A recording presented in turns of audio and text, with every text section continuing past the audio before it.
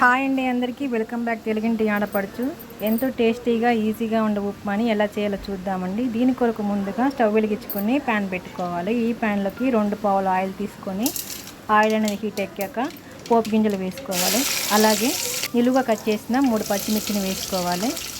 ఒక పెద్ద ఉల్లిపాయని సన్నగా కట్ చేసుకొని కూడా వేసుకోవాలి. ఈ టేస్టీ కోసం అండి చాలా అంటే చాలా బాగుంటుంది ఉల్లిపాయ అనేది. కొంచెం 2 రెమ్మలు కరివేపాకు కూడా వేసుకొని ఇవి పూర్తిగా మగ్గిపోయాక ముందుగానే ఒక ఆలుగడ్డని చెక్కు తీసి కట్ చేసుకొని పెట్టుకోవాలి. ఇలా కట్ చేసుకున్న ఆలు ముక్కల్ని కూడా ఈ తాలింపులోకి వేసుకోవాలి. ఆలు ముక్కలు అనేది పూర్తిగా మగ్గిపోవాలండి. ఎంత మగ్గితే అంత టేస్టీ అనేది వస్తుంది. ఈ ఆలు దగ్గర ఆలు మాత్రమే కాకుండా క్యాప్సికమ్ వేసుకోవచ్చు, క్యారెట్ వేసుకోవచ్చు. ఆలు ప్లేస్లోకి మీకు ఇష్టం అనుకుంటే రకరకాల కూరగాయ ముక్కలను కూడా వాడుకోవచ్చు.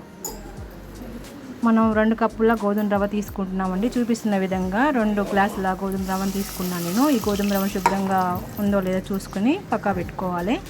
ఇందులోకి వాటర్ అనేది యాడ్ చేసుకోవాలి కదా. 1 గ్లాసు రవ్వకి 1.5 గ్లాసుల నీళ్ళు అనేది సరిపడతాయండి.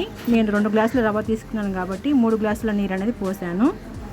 ఇందులోకి రుచికి సరిపడినంత ఉప్పు కూడా వేసుకొని మరిగించుకోవాలి. ఎసరు అనేది పూర్తిగా మరగాలండి. ఇలా మరిగిన ఎసరులోకి మనం శుభ్రం చేసుకున్న రవ్వ ఉంది కదా, ఈ గోధుమ రవ్వని వేసుకోవాలి.